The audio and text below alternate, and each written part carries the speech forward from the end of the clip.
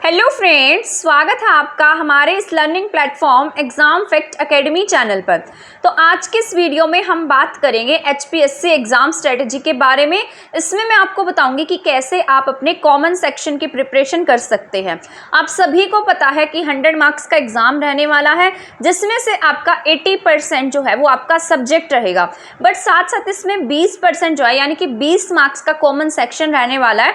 तो आपको ये भी पता होना चाहिए कि आपको कॉमन सेक्शन को किस तरीके से प्रिपेयर करना है। इसको आपको इग्नोर नहीं करना है, क्योंकि आपका जो मेजर पार्ट है वो आपके सब्जेक्ट का है। सब्जेक्ट पर आपको फोकस रहना है, साथ साथ आपको कॉमन सेक्शन को भी इग्नोर नहीं करना है। तो इस वीडियो में मैं आपको बताऊंगी कि कॉमन सेक्शन में आपको कौन से सब्जेक्ट पर फोकस रहना है। इसके साथ साथ मैं आपको बताऊंगी कि कैसे आपको अपने टारगेट्स बनाने हैं, कैसे आप अपने जो सिलेबस है वो कुछ ही टाइम में अपना जो सिलेबस है वो कवर कर सकते हैं। इस तरीके से मैं आपको सारी की सारी स्ट्रेटेजी इस वीडियो में शेयर करने वाली हूं। तो स्टार्ट कर देते हैं। जैसा कि आप सभी को पता है, इसमें 80% यानी कि 80 मार्क्स का सब्जेक्ट रहेगा। तो जो आपका सब्जेक्ट है ना, उसके ऊपर आपको बहुत ज़्यादा फोकस्ड रहना पड़ेगा, क्योंकि आप सब्जेक्ट को इग्नोर नहीं कर सकते। अगर मान लो 50-50 आता, तब भी आप जो कॉमन सेक्शन है उसको बहुत अच्छे से कर सकते थे, क्योंकि दोनों ही जो पार्ट है ना वो दोनों इक्वल होते। बट यहाँ पर जो आपका सब्जेक्ट है उसको ज़्यादा इंपॉर्टेंस दे दी गई है। तो आपको सब्जेक्ट को तो बिल्कुल भी इग्नोर नहीं करना है। बट इसके साथ साथ कई स्टूडेंट ऐसे होंगे, ऐसा सोचते होंगे कि हम सिर्फ सब्जेक्ट कर लेते हैं और कॉमन सेक्शन पर ध्यान नहीं देते हैं, कॉमन सेक्शन आएगा तब देख लेंगे। बट आपको ये गलती बिल्कुल भी नहीं करनी है, क्योंकि कॉमन सेक्शन एक ऐसा सेक्शन होगा दूसरों से आगे लेकर जाएगा, ठीक है। और इसके साथ साथ आपकी सब्जेक्ट पर भी पकड़ होनी बहुत ज़्यादा जरूरी है। ये नहीं है कि आप सब्जेक्ट में वीक है और फिर आप एग्जाम दे रहे हैं तो तब भी आप दूसरों से पीछे रह जाएंगे। कॉमन सेक्शन की बात कर लेते हैं। इसमें जैसे कुछ सब्जेक्ट्स लिखे गए हैं, जैसे रीजनिंग लिखी गई है।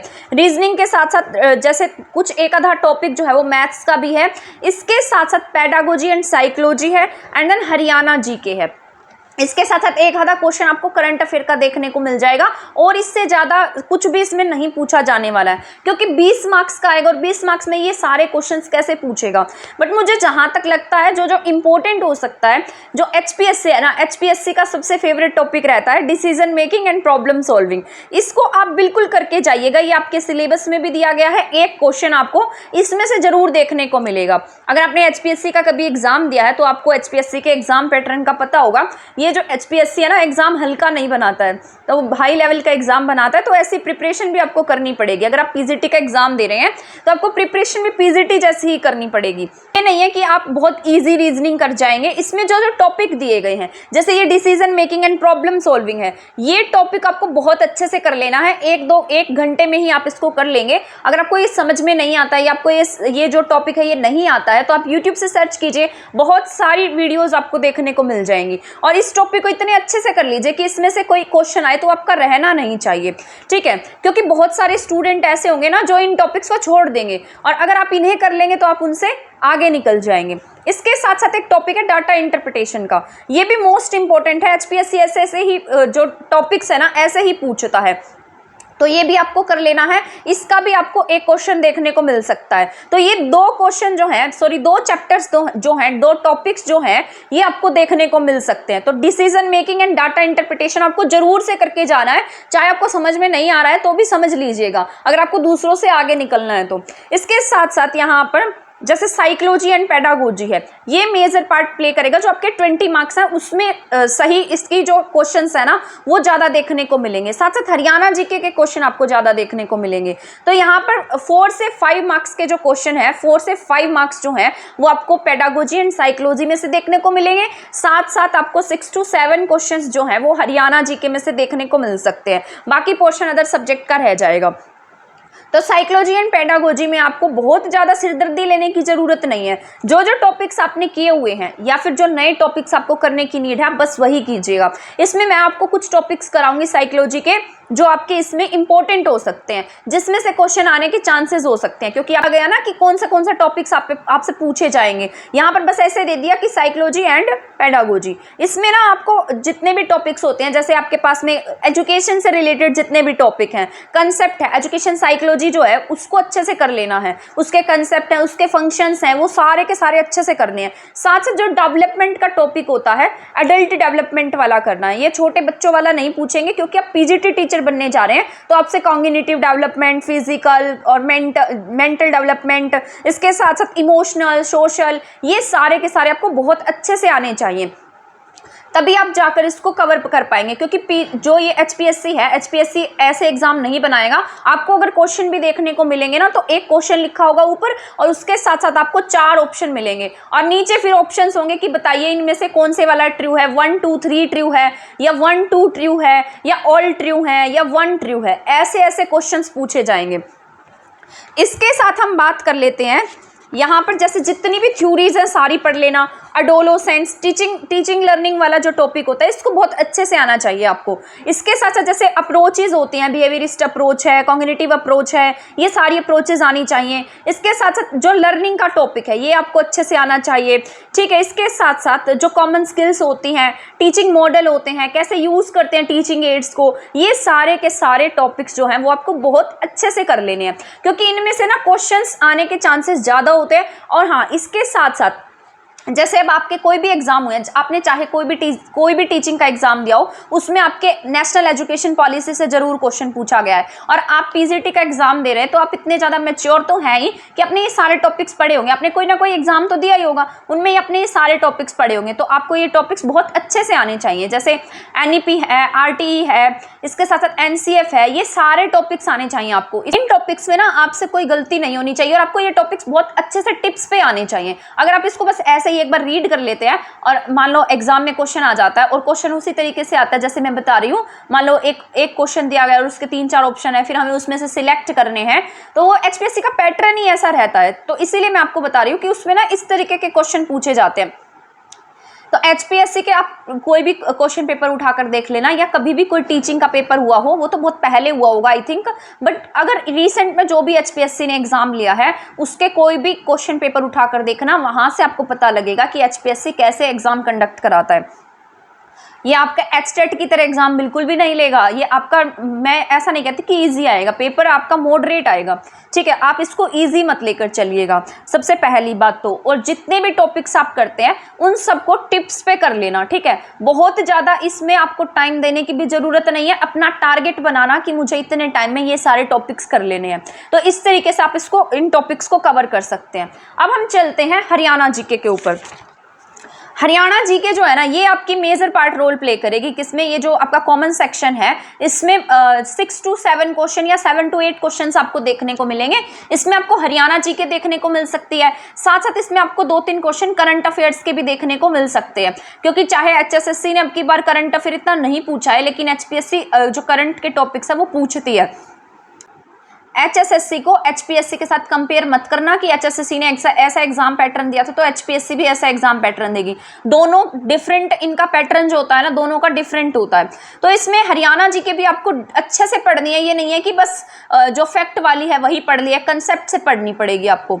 और इसमें टॉपिक वाइज पढ़नी पड़ेगी, जैसे जो एजुकेशन से रिलेटेड टॉपिक्स है वो पढ़ जाना, स्कीम से रिलेटेड टॉपिक्स है वो पढ़कर जाना, ठीक है। इसके साथ साथ हरियाणा फॉर्मेशन का टॉपिक है, इसके साथ साथ हरियाणा पॉलिटिक्स का टॉपिक है ये जरूर पढ़ना है। हरियाणा को जो इंफ्रास्ट्रक्चर है, इंडस्ट्रियल डेवलपमेंट है, वो सारा पढ़ के जाना पड़ेगा आपको। ये जो मेन, और हरियाणा की हिस्ट्री है, हिस्ट्री बिल्कुल मत भूलिएगा, ठीक है। हिस्ट्री जरूर से जरूर पढ़नी है। तो ये सारे टॉपिक्स ना आपसे हरियाणा जीके में पूछे जा सकते हैं, जो किसी एग्जाम के लिए जरूरी हो सकते हैं। हरियाणा जीके में आपको कराऊंगी, ठीक है। इसके साथ साथ साइकोलॉजी के कुछ टॉपिक्स करा दूंगी मैं आपको, बट हरियाणा जीके की क्लासेस रहेंगी आपकी एचपीएससी के लिए, तो आप हमारा चैनल ज्वाइन कर लीजिएगा, ठीक है। तो हरियाणा जीके की जितनी भी इंपॉर्टेंट क्लासेस हैं और सारी की सारी मैं आपको कंसेप्ट के साथ में और फैक्ट के साथ में, दोनों के साथ में ही याद करा दूंगी, और आपको क्लास देखते ही वो सारा डाटा याद होगा। कंसेप्ट भी आपको समझ में आ जाएगा, साथ साथ आपको डाटा भी याद हो जाएगा, ठीक है। तो हरियाणा जीके आपको ऐसे कर लेनी है। इसके साथ साथ जैसे वेलफेयर स्कीम्स हो गई हैं हरियाणा की, उनको भी डिटेल से पढ़ना पड़ेगा। मतलब उसके उद्देश्य क्या है, इस तरीके से पढ़ना पड़ेगा। ये नहीं है कि इस दिन लॉन्च हुई थी, इस दिन हुई थी, ये तारीख है, बस हमने रट्टा मार लिया, इस तरीके से नहीं पूछा जाएगा आपसे।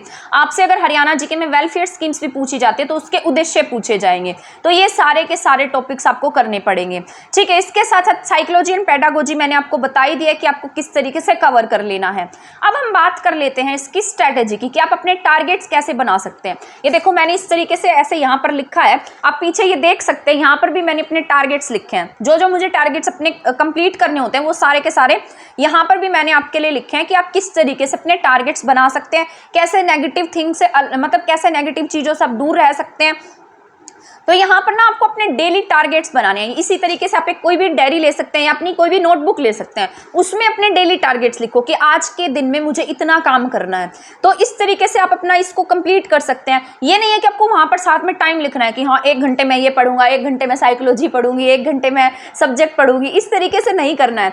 आपको सिर्फ और सिर्फ अपने टारगेट्स लिखने हैं कि आज के दिन में मुझे इतना काम करना है। मान लीजिए आपने आज के दिन देर तक अपना ये टॉपिक कंप्लीट कर लेना है। जैसे मान लो आपको कोई सब्जेक्ट है, इंग्लिश ही लगा लिया, जैसे आपने आज विलियम वर्ड्सवर्थ पढ़ा है, तो आपने इंग्लिश में मान लीजिए विलियम वर्ड्सवर्थ पढ़ा है, तो आप उसको इतने अच्छे से पढ़ दीजिए कि उसमें से अगर कोई क्वेश्चन आ जाता है तो वो रहना नहीं चाहिए, उसको कंप्लीट पढ़ दो, उसके सारे क्वेश्चंस कर दो एक दिन में। तो इस तरीके से आप पढ़ सकते हैं। इसके साथ साथ कोई भी मान लीजिए कोई आप ग्रामर का टॉपिक करते हैं इंग्लिश में, तो ग्रामर का अगर आप टॉपिक कर रहे हैं तो उस टॉपिक को इतने अच्छे से करो और उसके जितने भी एक्सरसाइजेज हैं वो सारी कंप्लीट कर दो। गूगल से सर्च मारो, जितने प्रीवियस ईयर्स में आए हैं उन सबको कर दो। ऐसे आपकी प्रिपरेशन जो है वो अच्छी होती जाएगी, आपको डेली कॉन्फिडेंस आएगा कि हाँ आज हमने कुछ अच्छा किया है। इस तरीके से आप अपनी प्रिपरेशन कर सकते हैं, ठीक है। ऐसे लेकर चलना कि आपको आपका सब्जेक्ट भी हो जाए और आपके जो कॉमन सेक्शन है वो भी साथ साथ कंप्लीट हो जाए, ठीक है। इसके साथ साथ आपको अपने खुद के शॉर्ट नोट्स बनाने बहुत जरूरी होते हैं। मान लो आपने आज के दिन में हरियाणा जीके की पॉलिटिक्स का टॉपिक पढ़ा है, मान लो मैंने आपको टॉपिक पढ़ाया, उसमें से आप दूसरों से पीडीएफ मांगने की बजाय अपने खुद के नोट्स बनाएं। और ये नहीं है कि वो पूरी की पूरी महाभारत आपको लिखनी है, क्लास देखी है समझ में आएगी, उसके बाद उसके शॉर्ट नोट्स बनाओ, ठीक है। वो बड़े बड़े नोट्स बनाने की आपको नीड नहीं है, बिल्कुल शॉर्ट नोट्स बनाओ, वो मोस्ट इंपॉर्टेंट होते हैं। और ना जब आप एग्जाम देने जाओगे तो एग्जाम में वो आपके बहुत काम आते हैं, मतलब एग्जाम से पहले आप उसको रिवाइज कर सकते हैं। अब इतने बड़े बड़े नोट्स बना दोगे, मान लो पूरी महाभारत उसमें लिख दोगे, तो पेपर के टाइम पर वो उसको रिवाइज कैसे कर पाओगे, वो तो बुक में भी लिखा हुआ मिलेगा आपको। बट अगर आपने अपने शॉर्ट नोट्स बनाए हैं तो आप उसे अच्छे से रिवाइज कर सकते हैं, आपको रिकॉल हो जाएगा उसको याद करते ही। इसके साथ में जैसे आपको मान लीजिए अपनी स्ट्रेटेजी बनाई है कि मुझे इतने मंथ में अपना सिलेबस करना है, जैसे 1 मंथ का एक टारगेट बनाकर चलो कि 1 महीने में मुझे इतना सिलेबस पूरा कंप्लीट कर लेना है। तो उसमें आप जैसे मान लीजिए सुबह से लेकर दोपहर का टाइम अपना दीजिए सब्जेक्ट के टॉपिक को, उसके बाद में थोड़ी देर रेस्ट कर लीजिए, उसके बाद जैसे भी आपको टाइम मिलता है तो कॉमन सेक्शन प्रिपेयर कर लीजिए। 3 से 4 घंटे आपको जरूर से जरूर अपने सब्जेक्ट को देना ही पड़ेगा, क्योंकि इसमें 80% जो है वो आपका सब्जेक्ट दिया गया है। तो आपको 3 to 4 आवर्स आराम से देने पड़ेंगे अपने सब्जेक्ट को। इसके बाद कॉमन सेक्शन कर लो 1-2 घंटे में, तो आपके दोनों ही पोर्शन जो है वो साथ साथ तैयार होते रहेंगे। तो ऐसे आप अपनी प्रिपरेशन कर सकते हैं। इसके साथ साथ जो ये कोर्ट केसेस वगैरह हो जाते हैं, इन पर ज़्यादा ध्यान देने की ज़रूरत नहीं है, क्योंकि जो HSSC है चाहे HPSC है, ये जब एग्ज़ाम लेने पर आते हैं ना तो पता भी नहीं लगने देते। ऐसा मतलब आप इन केसेस के चक्कर में ही पड़े रहेंगे और जब आपका एग्ज़ाम आएगा तब आपकी प्रिपरेशन भी नहीं होएगी, ठीक है। तो यही मैं आपको कहना चाहूँगी कि ये जो केसेस वगैरह होते हैं इनके चक्कर में ना पढ़कर बस अपने पढ़ते रहिए।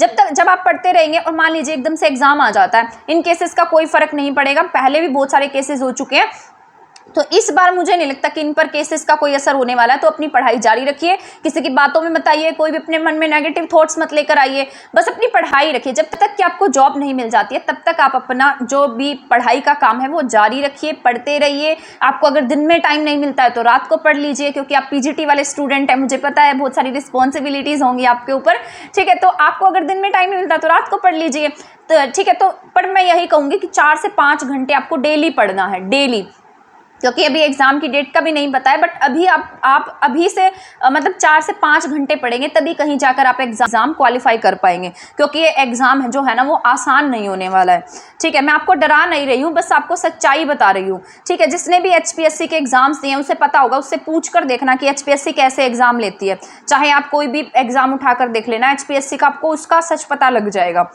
मैं आपको बिल्कुल भी मिसगाइड नहीं करूंगी कि इसके पेपर जो हैं वो आसान आते हैं या ऐसे आते हैं, इसमें ये हो जाएगा ऐसे हो जाएगा, मैं बिल्कुल भी ऐसी बातें नहीं कहती हूँ। मैं हमेशा आपको सच्चाई बताती हूँ और सच्चाई फिर ना सामने वाले को चुभ जाती है।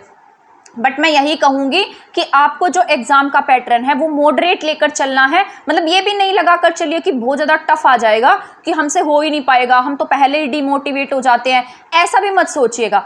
मॉडरेट लगा कर चलो कि हाँ हमें ज़्यादा से ज़्यादा पढ़ना है इस सब्जेक्ट के लिए, ठीक है। जो हमारा सब्जेक्ट है ना उसमें ज़्यादा से ज़्यादा पढ़ना है कि एग्ज़ाम में कोई क्वेश्चन आता है तो हमारा रहना नहीं चाहिए, इतने अच्छे से प्रिपरेशन कर लेनी है आपको, ठीक है। तो इतना ही बताना था मुझे आपको इस वीडियो में। अगर आप हरियाणा जीके करना चाहते हैं, साथ में साइकोलॉजी के कुछ टॉपिक्स करना चाहते हैं जो एग्जाम के लिए इंपॉर्टेंट हो सकते हैं, सब कुछ रामायण पढ़ने की जरूरत नहीं है क्योंकि आपने एचटेट पास किया हुआ है, सीटेट भी आपके पास होंगे, तो आपको इतनी साइकोलॉजी तो आती होगी, इतनी अंडरस्टैंडिंग तो आपकी होगी ही होगी। बट साथ साथ कुछ जैसे थ्योरीज हो जाती हैं, जैसे कुछ मतलब जैसे एनईपी है, आरटीई है, साथ साथ कुछ साइकोलॉजी के टॉपिक्स हैं, ये ना बस रिवीजन की नीड होती है हमें, बस उसको रिवाइज करा दूंगी मैं आपको। साथ साथ हरियाणा जीके के टॉपिक्स तो मैं आपको सारे कराऊंगी जो आपके लिए इंपॉर्टेंट हो सकते हैं और जो एग्जाम में पूछे जा सकते हैं, ठीक है। तो आप हमारे चैनल के साथ बने रहिए। अगर आपने हमारा चैनल सब्सक्राइब नहीं किया तो सब्सक्राइब कर सकते हैं, और अगर आप मुझसे मेरे चैनल पर जुड़ना चाहते हैं तो आप मेरा चैनल भी ज्वाइन कर सकते हैं। जीके विद मी लिखेगा आपको वहां पर, जब आप जीके विद मी सर्च करेंगे तो उसमें गैप मत दीजिएगा, सीधा लिखिएगा, वहां पर आपको मेरा चैनल शो होगा, आप वहां भी मुझे ज्वाइन कर सकते हैं, वहां पर भी मैं आपको कुछ टॉपिक्स करा दूंगी, ठीक है। तो मिलते हैं हमारी नेक्स्ट वीडियो में, नेक्स्ट स्ट्रेटेजीज के साथ में, नेक्स्ट टॉपिक्स के साथ में। तब तक आप हमारे चैनल के साथ बने रहें। थैंक यू, धन्यवाद।